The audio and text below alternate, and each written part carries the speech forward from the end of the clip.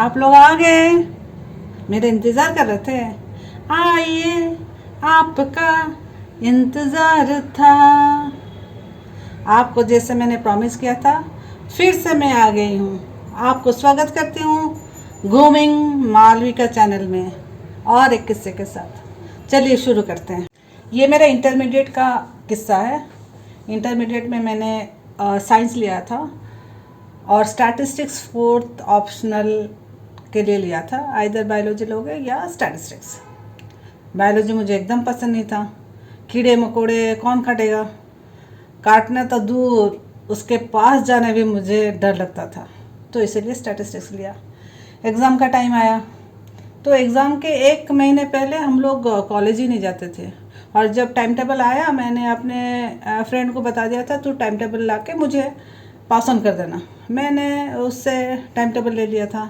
Exam शुरू हुआ तो एक के बाद एक पेपर स्टार्ट हुआ, और जैसे ही एक पेपर ख़त्म होता है, मैं ख़त्म होते ही अपने फ्रेंड्स से रीवेरीफाई कर देती थी कि नेक्स्ट पेपर का टाइम टेबल क्या है, कौन सा डेट का है, कौन से टाइमिंग का है, सारा रीवेरीफाई करके आती थी। ऐसे सारा पेपर ख़त्म हुआ और मुझे पता चल गया कि चलो, जो भी टाइम टेबल दिया था मेरा फ्रेंड ने वो सही है।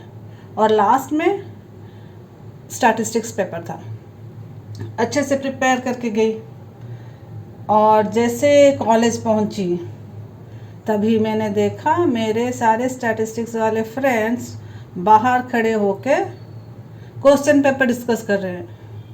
उनको देख के मेरा दिमाग खराब हुआ।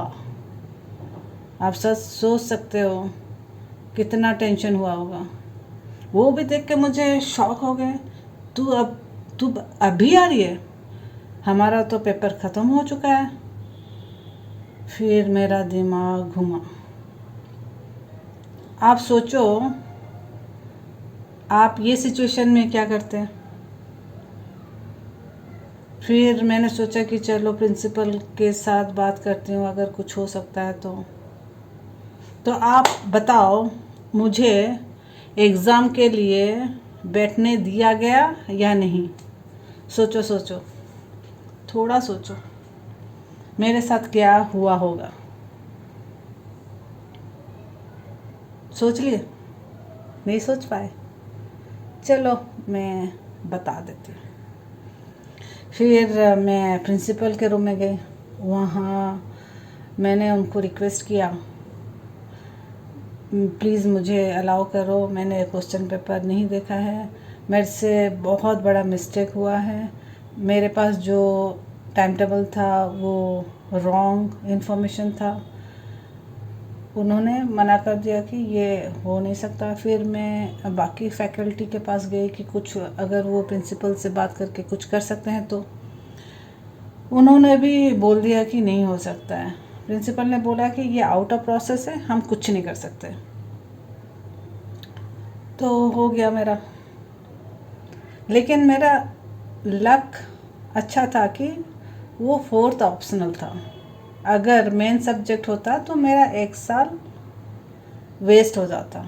फोर्थ ऑप्शनल अगर आप दोगे नहीं तो आप फेल में कंसिडर नहीं होगे।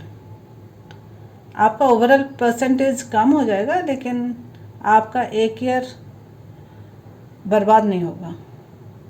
तो आप देखो, छोटा सा मिस्टेक के लिए मेरा ज़िंदगी में बहुत गड़बड़ होने वाला था।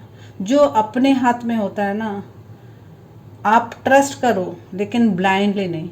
ये सबक मैंने सीखा।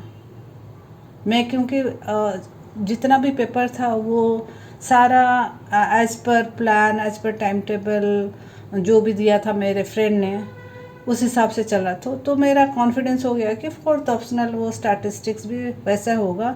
उससे पहले जो पेपर था उस दिन मुझे मेरा स्टैटिस्टिक्स वाले कोई बंदे मिले ही नहीं जो कि मैं रीवेरीफाई कर पाऊँ। फिर उसके बाद मैंने सोचा कि चलो 4 जितना भी दिया था, जितना भी टाइम टेबल आज तक दिया है वो तो सब सही है, तो स्टैटिस्टिक्स भी सही होगा।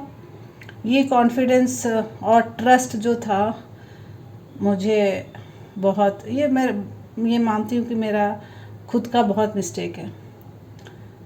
तो एक बात बताना चाहती हूँ कि ज़रूरी नहीं कि सारे सबक किताबों से ही सीखें। कुछ सबक ज़िंदगी और मिस्टेक्स भी सिखा देते हैं। आप भी विनती है, आप ऐसे छोटे छोटे मिस्टेक्स ना किया करें। धन्यवाद। फिर से मिलेंगे नई वीडियो में। Thank you.